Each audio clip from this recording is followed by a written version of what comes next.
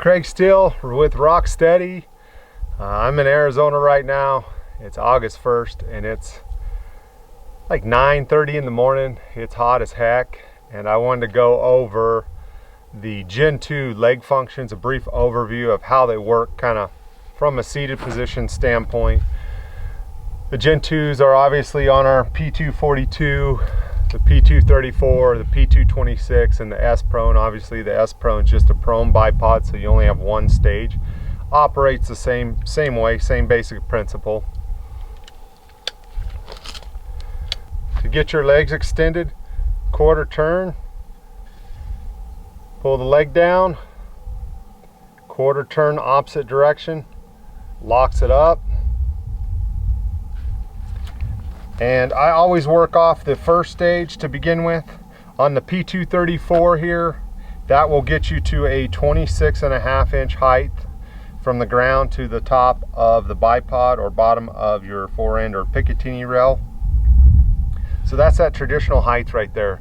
That's the awesome part about the P234, for those of you guys that don't know this and don't have the bipod, is with one single stage you're out to that height of what the traditional height bipods were. As you can see here, I'm too short unless I'm shooting downhill, and I can't shoot downhill where I'm at. Everything where I'm at is cross canyon or uphill up to about 15 degrees or so across that canyon. So now I obviously need some more legs, so just quarter turn, and I like to adjust the bottom or the second stage completely down if I need more height, and then I get set up, and that's actually a perfect height right here at 34 inches for these conditions, this scenario where I'm shooting. If I need a little bit more tilt, obviously I can use the tilt function, get a little bit lower with the rear of the rifle, and I'm in a good solid position right here. That's the P234. Very simple. I'll go over the P242. The P226 works the same way, and obviously the S Prone.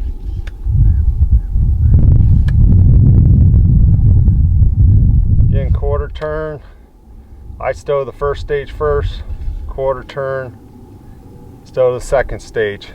Make sure you get the first stage torque tight. That way when you go to untorque or unlock the second stage, it doesn't spin that first stage on you. P242 is obviously bigger, taller. Shouldn't say bigger, it's bigger, but it's taller. Goes from prone to 42 inches. When I deploy the first stage, again, quarter turn, pull the tube out. You can twist it anywhere on that tube. When I deploy the first stage, I'm now at 31.5 to 31.75 inches. I'm in a pretty good position to shoot cross canyon right here. It's a good height for this scenario. Obviously, a lot of guys that predator hunt like this bipod. A lot of guys that are taller like this bipod as well. If you need more height, it's the same process.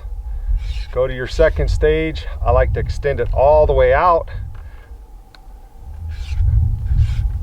The reason I like to extend the second stage all the way out, if I find I need more height, is obviously now I'm too tall at 42 inches from the ground for this scenario. So I can do two options here. Simply cant the bipod over, quarter turn to unlock it, quarter turn to lock it. Do the same thing on this side. Now I'm locked and I'm in a good shooting position here. The other option is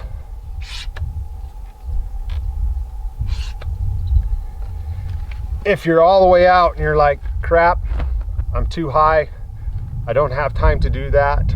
Or if you just want to be in a very, very stable, wide position. Do this a lot when I'm sitting on side slopes or angled slopes, predator hunting, and I don't know where that animal is approaching. from exactly, and I can't pick up my bipod, move it like a static bipod, simply use the latch mechanism. If you're a right-hander, I'm going to use it on the left side. If I was a left-hander, I would use it on the right side.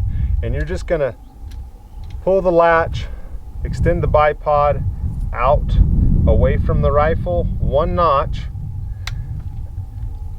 and now I'm in that stable position, obviously, or stable platform here. Obviously I'm wide. You can see the bipod, you can see the angle difference. So now I'm going to have to adjust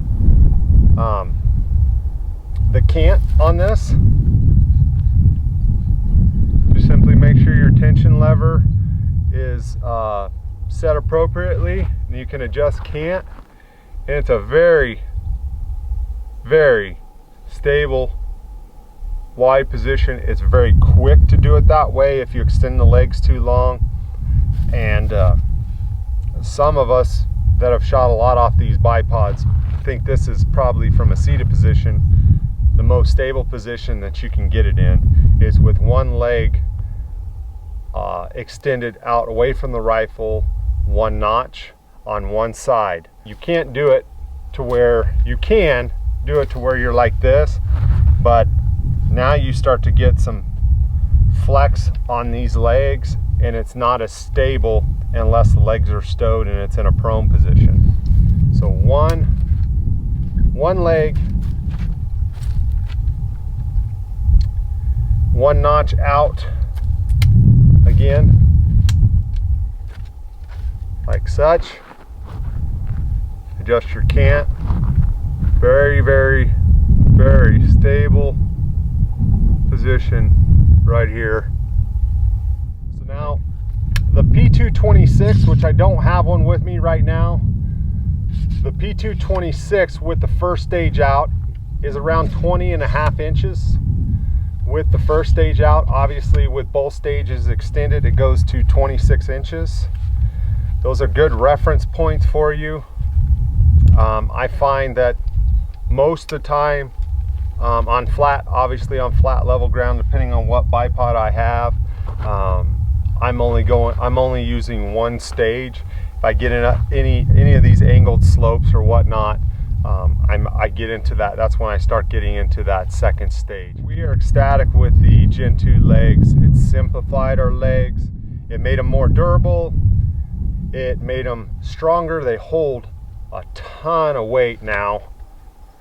I mean, I can pound this bipod.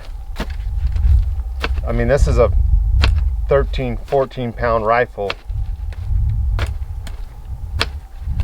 and you can see the legs are not going anywhere. Obviously, by shaving off some of that surface area there, they're also a lot easier to stick them in your pack, pull them out of the truck. Latches aren't getting caught on anything. These are Gen 2 carbon fiber ROKSTEDi bipod legs. We love them.